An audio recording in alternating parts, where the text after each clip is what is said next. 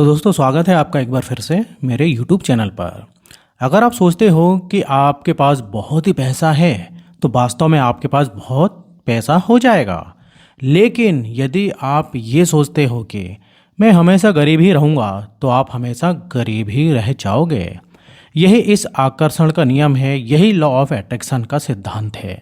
ये सुनने में तो आपको अजीब लग रहा होगा, लेकिन यही यूनिवर्सल ट्रूथ है। यानी कि हम अपनी सोच के दम पर जो चाहें वो बन सकते हैं। बॉब प्रोक्टर कहते हैं कि मेरा मानना है कि जीवन में कोई भी चीज़ इत्तेफाक से नहीं होती।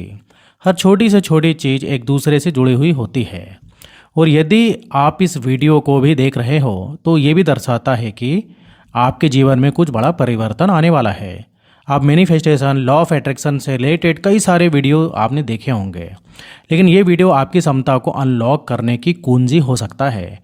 आज मैं आपको लॉ ऑफ अट्रैक्शन से जुड़े उन गुणों के रहस्यों के बारे में बताने वाला हूँ जिसे आपने आज तक जाने अनजाने में इस्तेमाल तो किया होगा, लेकिन शायद आप उनके बारे में नहीं जानते होंगे।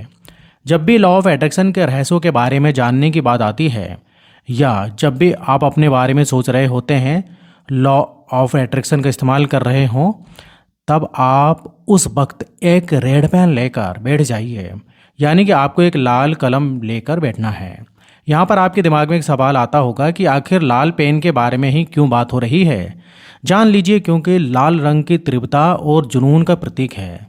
ये एक ऐसा रंग है जो ध्यान आकर्षित करता है। खुद ही देख लीजिए, मार्केटिंग में चीज़ों को अलग अलग दिखाने के लिए रंग का उपयोग कैसे किया जाता है। जब आप लॉ ऑफ अट्रैक्शन एक्सरसाइज में संलग्न होते हैं, यानी कि जब आप लॉ ऑफ अट्रैक्शन का इस्तेमाल कर रहे हों, तो इसमें आप अपने लेखन को शामिल करिए। आप उसे लिखने का अभ्यास करिए। जब आप ऐसा करेंगे तो आपका फोकस, अटेंशन और एनर्जी लिखे हुए शब्दों पर केंद्रित होने लगेगी। ये आपके इंटेंशन पर प्रकाश डालने के जैसा है।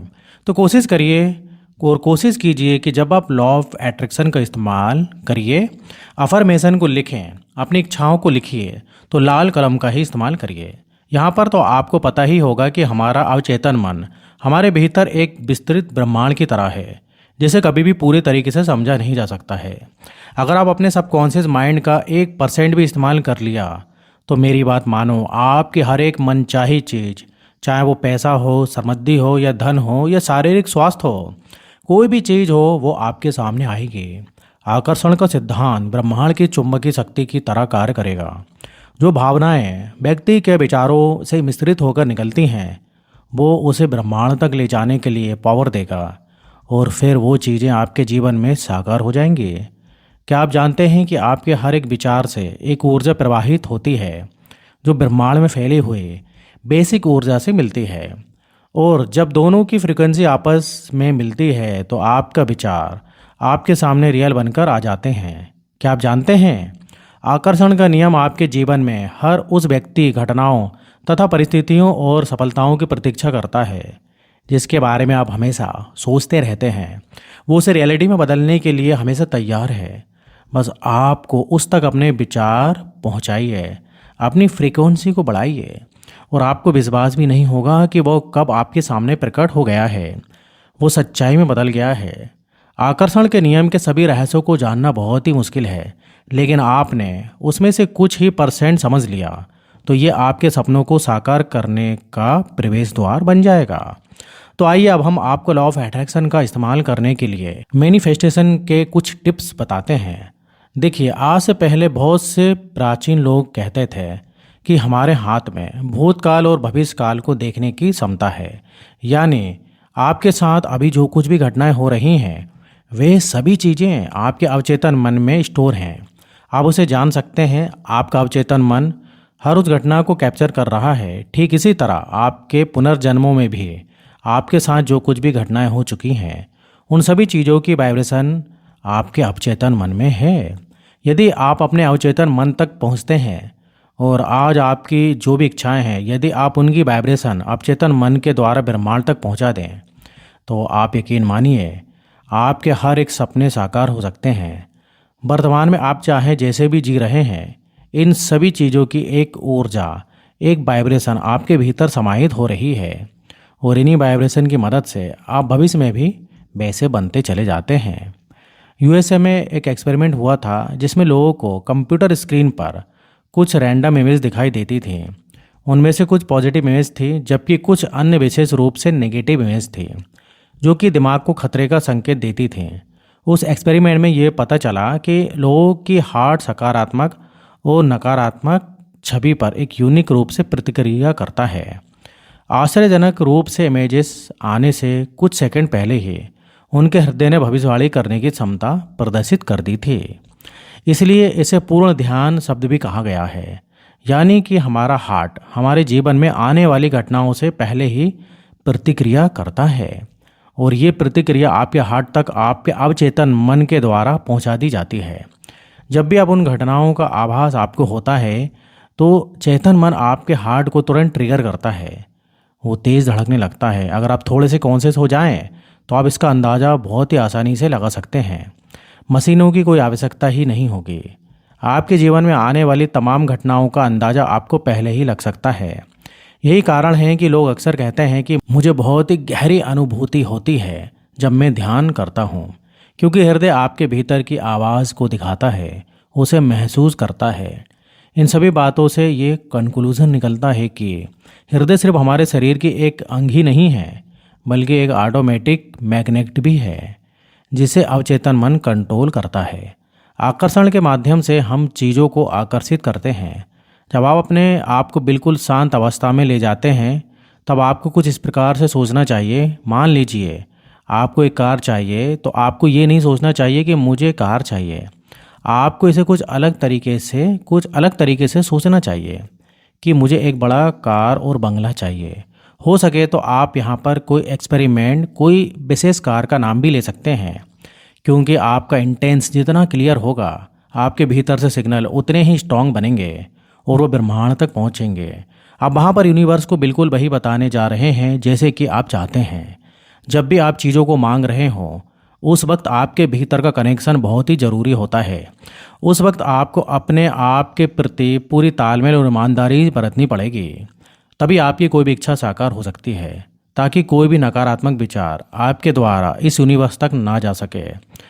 आप इसे एक एग्जाम्पल से समझिए, जैसे कि रेडियो फ्रिक्वेंसी सही चैनल पर जाती है और उसकी आवाज़ साफ साफ सुनाई देने लगती है।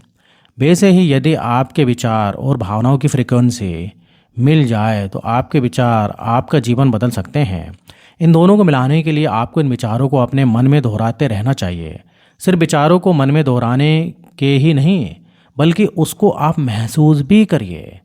जब वो आपके विचार सच हो जाएंगे तो उस वक्त आप कैसा महसूस करेंगे, आप इसे विजुलाइज करिए और इसे आप फील करिए। उसके बाद आपको एक रेड पेन, एक लाल कलम लेनी है और अपने सभी अफर्मेशन को एक कॉपी या पेज पर लिखनी है, क्योंकि जब आप उसे लिखेंगे तब उस वक्त आप यूनिवर्स को ये शो करेंगे कि आप उनसे कुछ मांग रहे हैं। आप इसे लिखने के लिए टेस्ला कोड 369 का भी उपयोग कर सकते हैं, यानी कि सुबह आप इसे 3 बार लिखें, दोपहर में 6 बार लिखें और रात को सोने से पहले 9 बार लिखें। जब आप किसी भी अफर्मेशन के लिए ब्रह्मांड की इस चाबी का उपयोग करते हैं, तब आपके उन इच्छाओं के पूरे होने के चांसेस बहुत ही बढ़ जाते हैं। मतलब कि जब आप ऐसा करते हैं तो आपको यूनिवर्स को ये पता चल जाता है कि आप जिन बातों को सच होते देखना चाहते हैं वो सचमुच आपके लिए बहुत ही ज़रूरी है। बॉब प्रोक्टर कहते हैं कि अक्सर मैं जब लोगों से पूछता हूँ कि आपको क्या चाहिए, तो उनके पास कोई सटीक उत्तर नहीं होता। ज़्यादातर लोग सिर्फ यही कह देते हैं कि हमें सिर्फ खुशियाँ चाहिए। लेकिन मैं ईमानदारी से कहूँ कि लोगों के ये उत्तर तो मुझे ही समझ नहीं आते, तो इसे ब्रह्मांड कैसे समझेगा कि आपको क्या चाहिए। आपको अपने लक्ष्य को लेकर बहुत ही फोकस रहना होगा। उदाहरण के लिए, यदि आपको कार चाहिए तो आपको ये पता होना चाहिए कि आपको किस ब्रांड की कार चाहिए, कब चाहिए, कौन सा मॉडल, कौन से रंग की चाहिए, क्योंकि हमारे अवचेतन मन को तर्क वितर्क करना ही नहीं आता। जैसे विचार आप उसमें डालेंगे वो उसे साकार कर देगा, और आपके विचारों की फ्रीक्वेंसी जितनी अधिक होगी, ब्रह्मांड आपके उन विचारों को, उन इच्छाओं को उतनी ही जल्दी पूरा कर देगा। देखिए, आपको ये बात समझना होगा कि वह आपकी इच्छा चाहे कितनी भी मुश्किल क्यों ना हो, आपको लगता हो कि वह असंभव हो, फिर भी आपको उस पर विश्वास करना होगा कि यह संभव हो सकता है, क्योंकि आपका सबकॉन्शियस माइंड आपके उन विचारों को जीवित करने के लिए रास्ते बना लेता है। जब आप ही क्लियर नहीं होंगे, जब आप उस पर चेतन रूप से विश्वास नहीं करेंगे, तो आप चेतन मन तक बात कभी पहुंच ही नहीं पाएगी। तो आपको अपने लक्ष्य निर्धारित करने से पहले उसके सारे पहलू पर विचार करना होगा। आपका लक्ष्य जितना साफ होगा, उसे पूरा होने में उतने ही कम समय लगेगा। अपने लक्ष्य को लाल पेन से कागज़ पर लिखिए। भले ही आप उसे किसी को ना दिखाएं, पर लिखे जरूर, क्योंकि कहा जाता है कि लिखे हुए शब्दों में जान होती है। उसमें एक अलग तरह की वाइब्रेशन और एक स्ट्रॉन्ग फ्रीक्वेंसी बनती है। कैलिफोर्निया यूनिवर्सिटी में एक रिसर्च से ये पता चला था कि जिन लोगों ने अपने लेक्चर को कागज़ पर लिखा था तथा वे दूसरे लोग जिन्होंने अपने विचारों को अपने मस्तिष्क में रखा था, उनमें से 33% अधिक वे लोग सफल हुए जो लेक्चर को कागज़ पर लिखते थे। व्यक्तिगत रूप से मेरा अनुभव भी यही है कि जब आप अपने लक्ष्यों को किसी डायरी या कागज़ पर लिखते हैं तो वह हमारे अवचेतन मन पर भी छाप छोड़ता है। और हमारा काम यही है, कोई भी विचार कैसे ही हमारे अवचेतन मन तक पहुंच जाए। जब वे अवचेतन मन तक पहुंचेंगे तो वह उसकी वाइब्रेशन फ्रीक्वेंसी को मैच कराएगा ब्रह्मांड की ऊर्जा से। और जैसे ही उन विचारों की फ्रीक्वेंसी ब्रह्मांडी ऊर्जा से मैच करेंगी, वो विचार आपके जीवन में साकार होने लगेंगे। अवचेतन मन आपको वो रास्ते दिखाने लगेगा। ब्रह्मांड से आपको उसके संकेत मिलने लगेंगे कि किस प्रकार आप अपनी इस इच्छा को पूरी कर सकते हो। और अंत में आप ब्रह्मांड को अपने अवचेतन मन के प्रति, अपने जीवन के प्रति कृतज्ञता जरूर अर्पित करिए, क्योंकि ब्रह्मांड का ये नियम है कि आप किसी भी चीज़ के लिए जितना कृतज्ञ होंगे वो आपको उतनी ही ज़्यादा मिलेगी। तो आपको हर रात सोने से पहले और सुबह उठने के बाद ब्रह्मांड को थैंक यू जरूर कहना चाहिए। इस यूनिवर्स को धन्यवाद कहना चाहिए। तो आज के लिए बस इतना ही, फिर मिलेंगे नेक्स्ट वीडियो में। जब तक आप अपना ध्यान रखिए। धन्यवाद।